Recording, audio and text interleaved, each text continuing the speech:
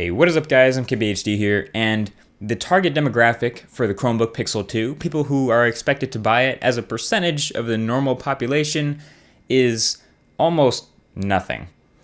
But that's okay.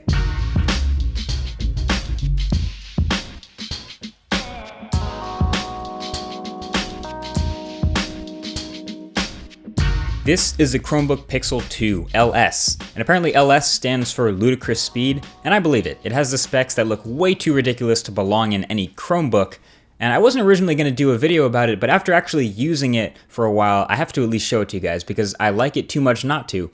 Basically, I'm guilty of falling in love with an incredible piece of hardware, even if it does have a pretty narrow functionality.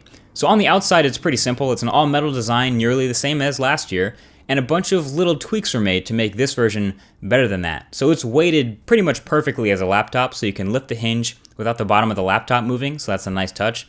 And it has a slightly new keyboard design, so all the special keys up top that have functions inside Google Chrome are now a little bit lower, so they feel like part of the rest of the keyboard. And this is actually a really nice keyboard. It has a decent amount of travel, and it's a pleasure to type on for long periods of time, because that's exactly what I did. And the trackpad is also new. It has built-in gestures, now kind of like OS X, so you can use a 4-finger swipe to reveal all of your open Chrome windows, which kind of feels like real multitasking when you have a bunch of apps open. And of course you can't forget where it got its name. The Chromebook Pixel has an incredible display again. Very bright, very vivid, very contrasty, awesome viewing angles, and 2560 by 1700, so some extra vertical pixels for web browsing and web apps since everything scrolls vertically anyway. And it's still an awesome touchscreen too, and because of these awesome specs, it's actually really smooth, like very impressive. Kinetic scrolling felt iPad-like on this massive display. I mean, I was very impressed using it. And then, of course, there's new ports. So the Chromebook Pixel switched out its old charger for a USB-C port, and not one, but two, so one on either side. So on one side you have a USB-C port and a full-size SD card reader, so there's your expandable storage. And on the other side, another USB-C port, so yes, you can plug into either side, and as a backup, you also get two full-size USB ports and the headphone jack. So I mean, with this combination of specs and build and ports and price and everything, honestly, this would make an awesome Windows machine or Mac laptop before you even find out it runs Chrome OS.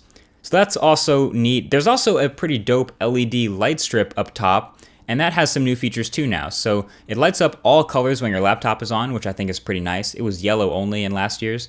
And then there's this knock feature, which you've probably heard about. When the laptop is closed, you can just knock 3 times and it'll light up with the amount of battery life you have left, which is really cool.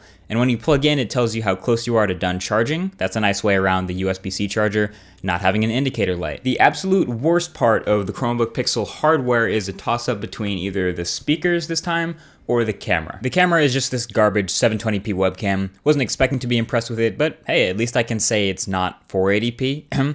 And the speakers are actually underneath the keyboard, so there are no speaker grills or anything, and it just kind of sounds like the sound is being muffled by the keyboard, because it is. But outside of those two things, performance is extremely good all the time. Battery life is extremely good. You can get 10 plus hours of use every single day. And the apps you get from the Chrome Web Store. Look, it doesn't do much, but what it does do, it does very well. The Chrome Web Store is a lot more full-featured now than it was last year when I showed it, and you can now sort by apps that are just links to websites versus actually fully built web apps, which are much better. And you can also run apps that were built for Android on this thing too, so you can legitimately get a lot done in this newest version of Chrome OS. Now, if you've gotten this far and you're still thinking, dude, why would I want to pay over $1,000 for a web browser? I could get way more for less money. Then this is definitely not for you. But for those who can get away with using mostly web apps, which have gotten really good, and maybe having a cheap Windows machine on the side for when you need something that's not available online, this is a beast of a machine. The one thing I'd like to change is since Wi-Fi and internet isn't available everywhere, I would like to see this laptop with LTE so I could have internet on the go. That would be pretty damn close to my perfect ultra portable. So that is the story there for the Chromebook Pixel 2.